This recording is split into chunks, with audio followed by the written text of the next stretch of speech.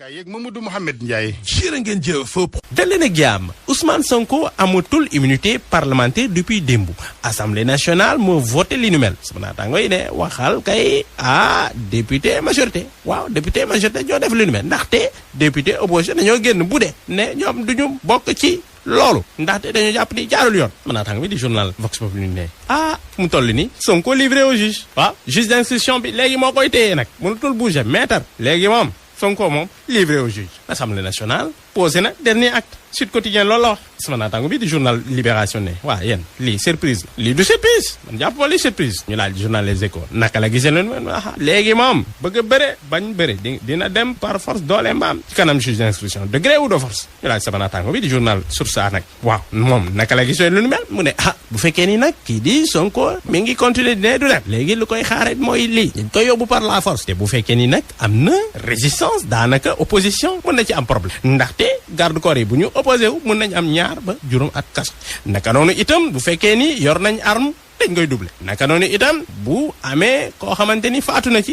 forme moom criminel loolu mooy problème bi mu gënti garaaw nag sama naataango bi di journal Le Quotidien ne lii de métti na ñu laaj sama naataango nag léegi yëf yi naka la mën a demee mu ne man lu ma jàpp mooy procureur dootul woowati kii di Ousmane Sonko léegi nag magistrat instructeur bi moo am lu muy def moo xam daanaka ndax dina classé dossier bi sans suite def ko non-lieu wala mu jël kii di Ousmane Sonko yóbbu ci kaso continuer enquête bi wala placé ko sous contrôle judiciaire continuer l'enquête bi naka noonu itam sama naataango ne léegi moom loolu mooy problème bi xamaguñu nu mu mënta mel enquête ne démb de nu mu mënta mel vendredi noir la ndaxte levé nañ immunité parlementaire kii di Ousmane Sonko naka ñun itam jàpp nañ ay nit yu bëri yoo xamante ni daanaka ci Pastef lañ ñëw 17 femmes 5 étudiants ak yeneen yoo xamante ni jàpp nañ leen ci Touba l'opposition bi ne lii nag dañoo xam ne dëgg waaw dëgg jot na ndaxte lii dictature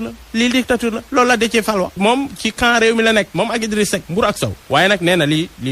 du dëgg du yoon sama naataango Libération ne waxal rek léegi moom daanaka kii di Déthié Fall daanaka moom ak Idriss Seck nii dañoo waroo complètement gannaaw lu xewoon yëpp ci seen diggante tey moom gën na méttiwaat ndaxte bañ na voté démb ñu dindi immunité parlementaire sama naataango mi di journal Alxam bu Vox Populi ne man lii jaaxal na ma de waaye nag bëggoon naa xam luy xew ci cabinet magistrat instructeur bi 8e cabinet waaw lu ma njort nag Sonko demee daanaka moom du yomb dina dégg loo xamante ni musu ko dégg ndaxte kii di Ousmane Sonko jotoon na joxe les couleurs ne kii di Mamadou Seck jaarul yoon kooku te deewul njaaxanaay bugg ko récusé na ragal na nag Sonko tëdd loolu la ragal ndaxte bu fekkee nii luy xeeñ nii la continuer ragal na mu tëdd moom kii di Ousmane Sonko c'est quasiment certain loolu la journal bi wax te fu mu toll ni daanaka soutien Sonko ñu ngi wàññeeku Sonko léegi kenn déggutu leen daanaka ñoom Guy Marius Sagna ñi yoroon chapeau bi kenn ki ci ñoom jàpp nañ cappet yóbbu moom Guy Marius Sagna prison kii di Clédor Sène ak Assane Diouf ñu ngi ba léegi ci loxo yoon sama naataango ne lii moom métti na de te boo xoolee bu baax seen dossier dañ ko criminaliser loolu la parquet def loolu la Libération wax sama naataango bi Libération nee na Guy Marius Sagna en prison l'observateur Guy sous roche yeneen ñaari nag lundi bi sama naataango bi di journal Les Échos ne dañuy xam fan la ñuy fete ñoom ñëpp dañu leen poursuivre association malfaiteur incitation ak crime ak délit organisation mouvement insurrectionnel ci loolu nag sama naataango bi di journal Vox Populi ne li complot la du complot kii di maître Malick Sall daanaka répondre na ci li nu mel waaw bi mu nekkee ci kanam député yi wax na nee na Sonko chaque jour day ne waaw kii di président de la république moom mooy def complot mooy def lii mooy def la waaw moom xamul lu xew ma wax leen tey yi moom lu xew kii di président Macky Sall xamu ci dara